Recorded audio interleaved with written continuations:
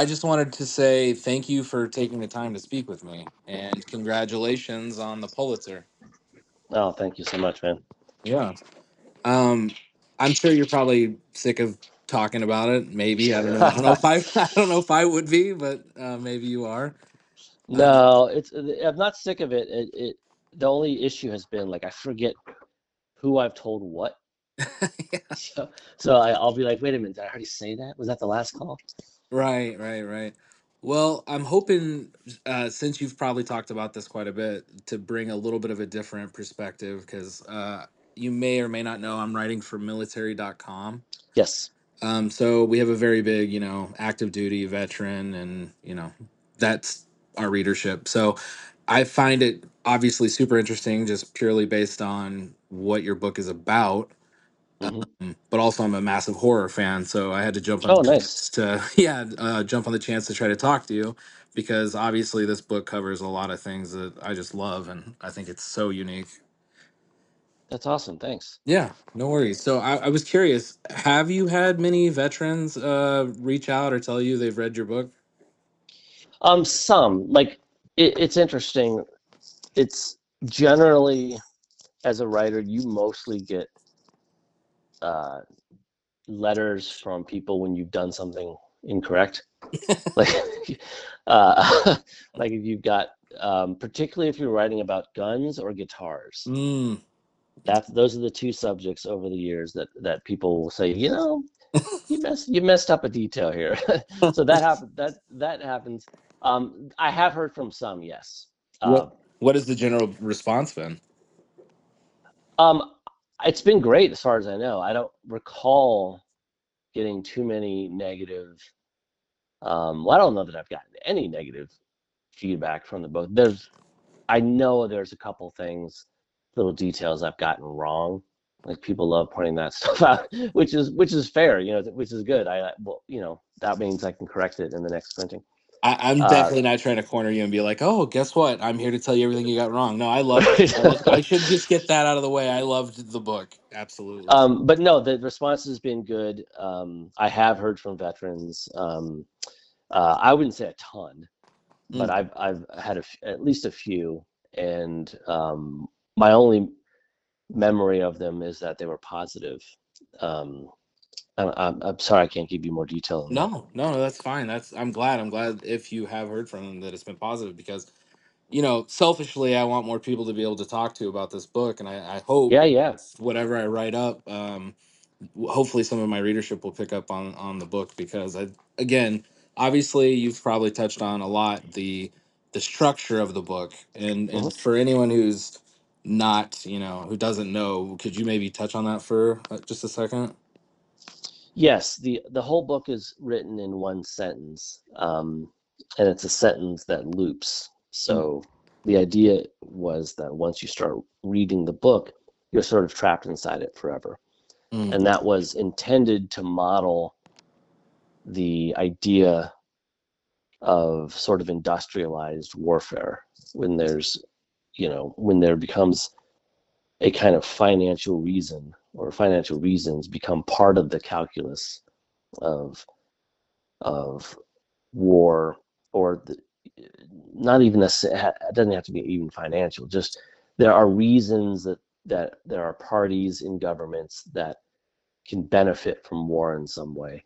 It creates a sort of self-perpetuation of war, and it's sort of a cycle and a wheel in my interpretation of it.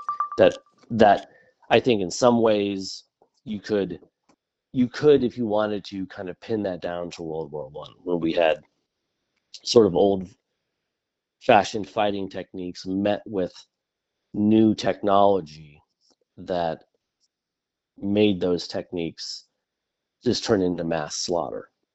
mm. So this sort of cycle of warfare is mirrored by the the wheel shape of the book. Yeah, I'm struck by how, I don't know a better word for it, but like courageous of a choice it is to not only do you take like a really interesting format for your book, but you also choose a war that we don't talk about a lot. Yeah. Then you also choose to, I mean, it's a horror novel kind of, but like it's so much more than that. And then also there's like the supernatural elements to it. There's so much going on in this book. How did you approach it to be able to make it still feel approachable? Because it is, it's very approachable despite everything that's going on. That's tough. I mean, it's tough because when I'm working on a book, I'm not focusing so much on the eventual reader.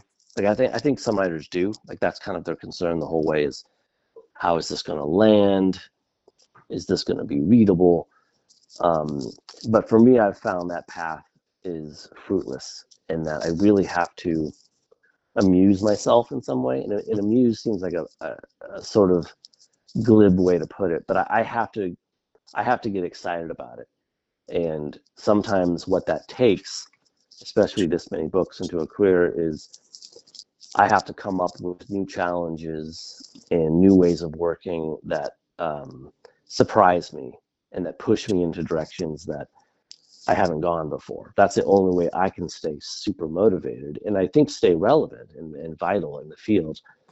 Um, and so, for this book, there was the idea of writing it in one sentence. That's certainly a challenge that you know messes with everything that I ever normally use as a way of writing. There's the fact that it requires certain depth of research. And you're asking about how do you sort of juggle and balance all these. Well, that's the whole challenge of it. That's the fun of it. Is you know anyone can do this research, and anyone who's a writer can write a long sentence to some degree. Um, but can you make it all work in concert? That's what writing a novel is. It's juggling 100 balls in the air at once, and you're always going to drop some of them unless you write a perfect book. But you're going to try to keep as many in the air at all times. And I don't know how to describe it better than that. Like so much of it is instinct, but I think a lot of it again goes back to if I'm if I'm excited by it, then that excitement is going to transmit through the book, and you're going to kind of feel that passion. And even if you don't fully understand what I'm doing, it doesn't matter that much. Like sometimes I'll very purposely, not so much in this book, but there's been books where I bury the reader in jargon. Like I wrote a book that had a section that took place on an aircraft carrier, Mm. which would also be of interest to your audience, I guess. Yeah, And probably. and there was so much military lingo and jargon that was used that I would just sometimes go crazy with it, knowing that most of my audience would not be able to understand what I'm talking about. But that didn't matter because you understanding everything isn't as important as you trusting me that I understand it. And then you can kind of let go and let me lead you to where I'm going. Mm. Yeah, that's great. Um, Something struck me about the novel, and I don't know how conscious it was, but just based on talking to you and reading your work and how meticulous it sounds like you are with how you decide, form and all that kind of stuff. I imagine you did this intentionally, but I just want to bring it up.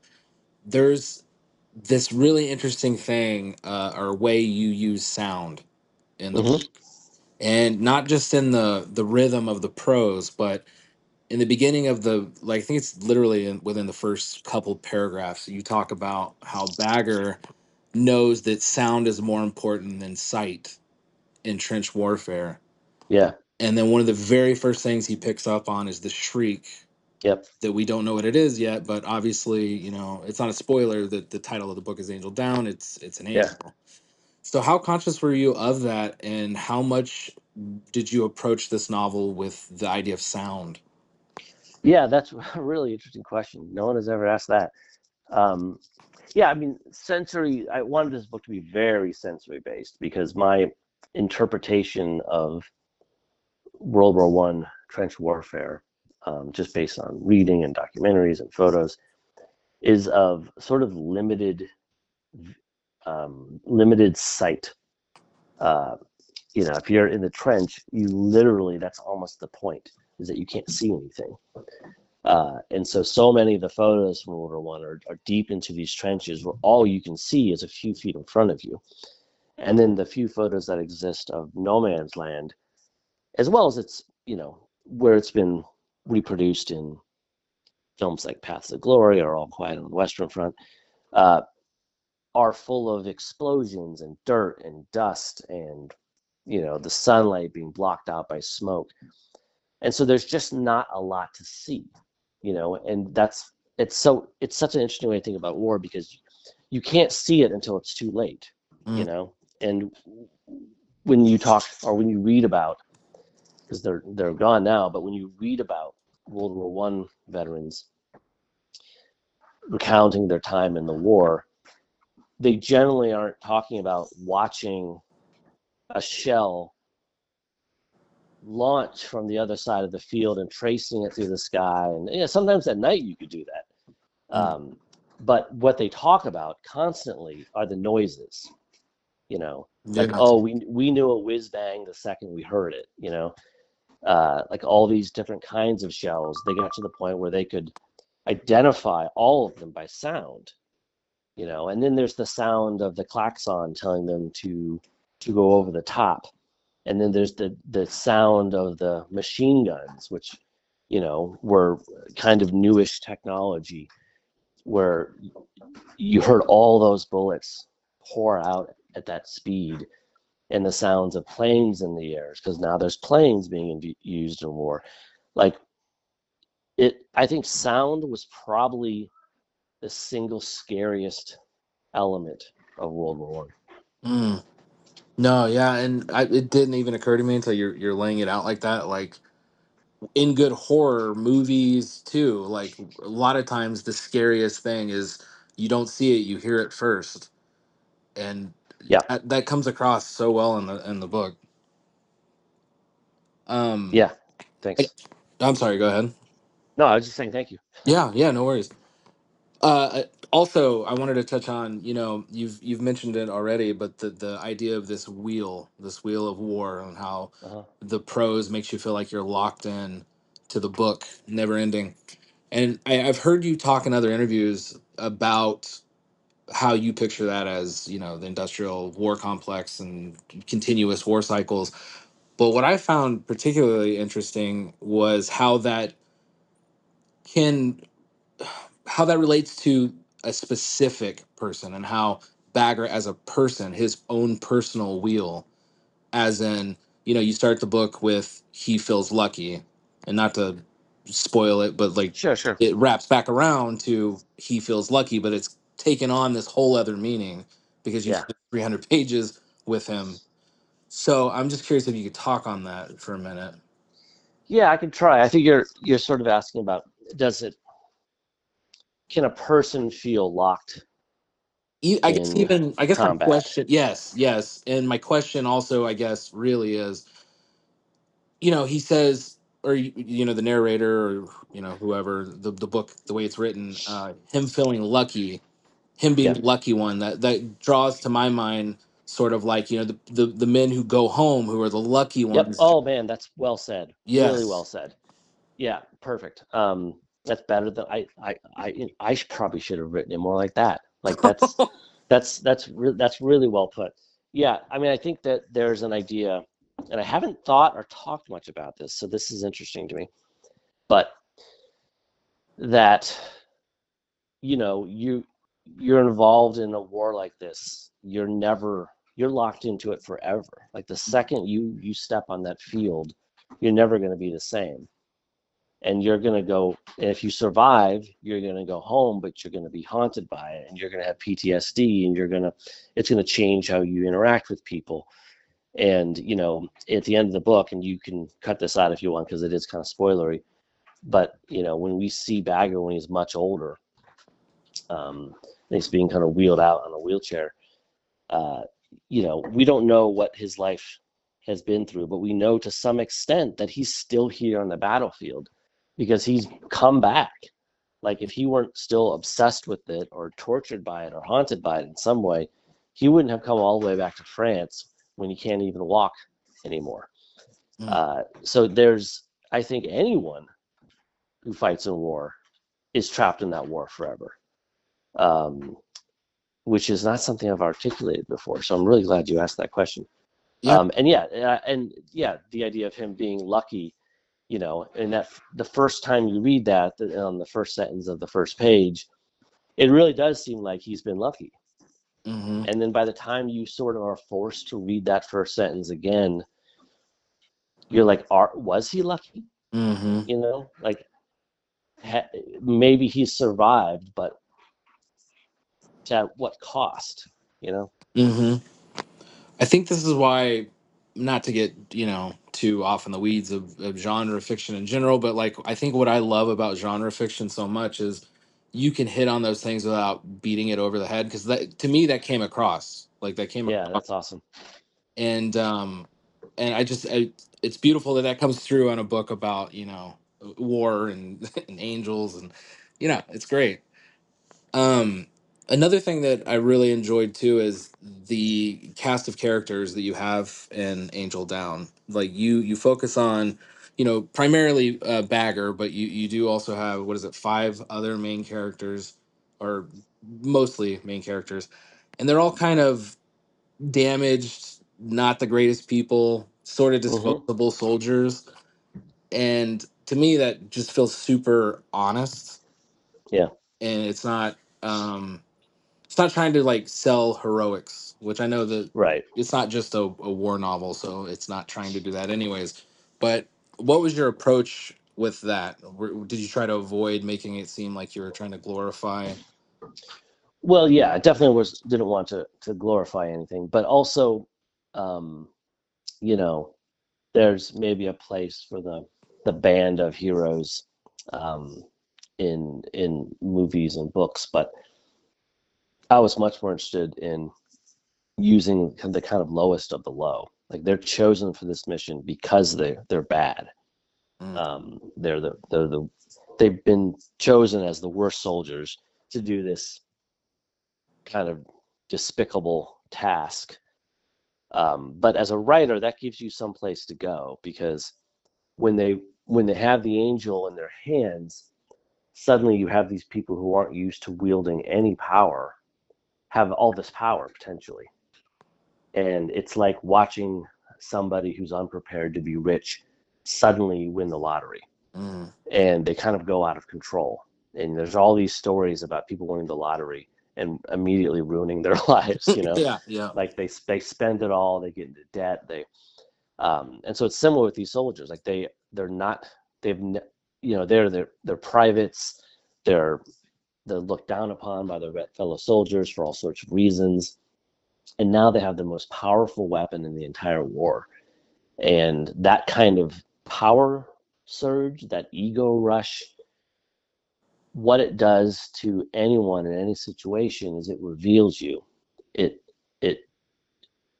reveals the kind of person you really are. Like if you could do anything, and these men suddenly can, what would it be? And generally, the answer for these men, not always, but generally, it's bad. Mm, It's that they feel bitter, they feel embittered, and they feel cheated and disrespected, and now um, they're going to get their revenge really on the system. mm. Yeah. Well, like I told you at the beginning of the interview, one of my goals with speaking to you is hopefully to get some more veteran readers to pick up, genre books, and specifically this book. So, what would you tell a service member or a veteran who maybe hears World War I book about a fallen angel and just assumes it's too odd for them? What would you say to that person? That's tough. Other than it's I great. don't know. Yeah, I'd say it won the Pulitzer. You Yeah. have to read it, right? Isn't Yeah. that the law? Yep. Yeah. No, I would say, I it's a book that takes the war very, very seriously and just introduces a fantasy element to to sort of strip the characters down to their most essential selves, and that, you know, I am, I'm not a scholar, but I am certainly an enthusiastic um, reader of military nonfiction, Mm. particularly the American conflicts. So I'm very interested in them. And this book is coming from somebody who takes them very seriously and with great esteem and respect, and tries to do something that sometimes can be ugly, but tries to be as honest about human nature as possible. Mm. That's great. Well, I want to be respectful of your time, but before I let you go, is there anything that I didn't ask that you think I should highlight in my piece about your book that you think it might be of interest to my readers?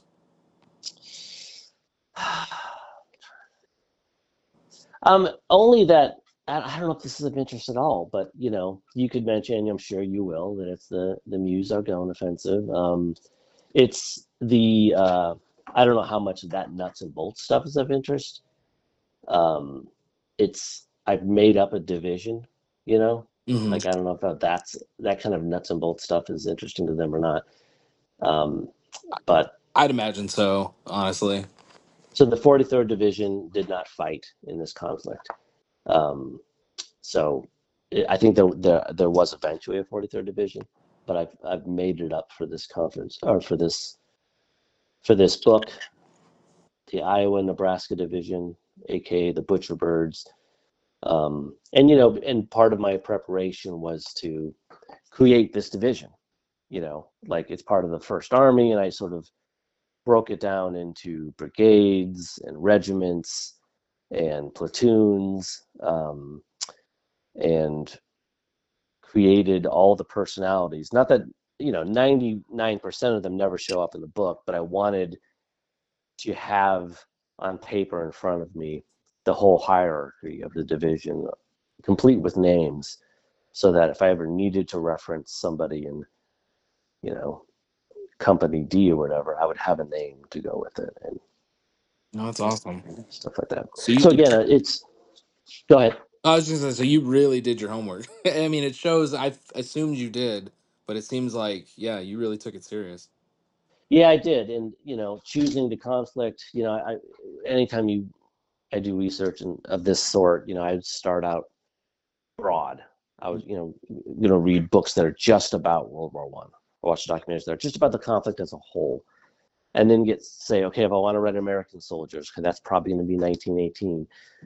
Which battle in 1918 would fit for this kind of discovery, and then you just sort of zone in and zero in closer and closer until you're down to the soldier level, and you're reading accounts and diaries of soldiers, and then going even further than that, because then you're like, well, one of my soldiers has a flamethrower, so now you're buying books about flamethrowers and trying to figure out how did that flamethrower work. So it's just one of those processes where you're just I am just zooming ever closer to um, to the story in the book. So I do take it really seriously, and I strive to be accurate, particularly because I'm writing about a war where people died. So Yeah. I try to be as accurate as possible. If you don't have an answer for this, it's totally fine. I can cut this out, but I'm just Okay. curious. In all the research you've done, do you have a favorite book or like a favorite little tidbit that you picked up that you're like, I had no idea that was a thing? Uh, I'm sure I do, but I don't know if I'm going to think of anything here in the next couple minutes. Oh, that's okay. Um, I did, I set the story in Bois de, I don't know how you say it, Bois de Fay. Okay. I'm not even You sure sure that's the, either? um, and that was something that I was I was tickled to find because it meant the fairy forest, and I thought that was such a great place to put a story about an angel. Um, but aside from that, no, I off the top of my head, I can't. I'm not going to be able to recall anything. Okay. No, no worries. Well, I just want to say again, congratulations on all your success, and I loved the book, and thank you so much for taking the time to talk to me. Thank you, man. Honestly, I've done so many interviews, and you had some of the best questions I've had. So thank you. Oh wow, thank you. That means a lot. I appreciate it. You got it, man. Stay in touch and let me know if you need anything else. Yeah, absolutely. Thank you so much. You have a You get great rest of your day.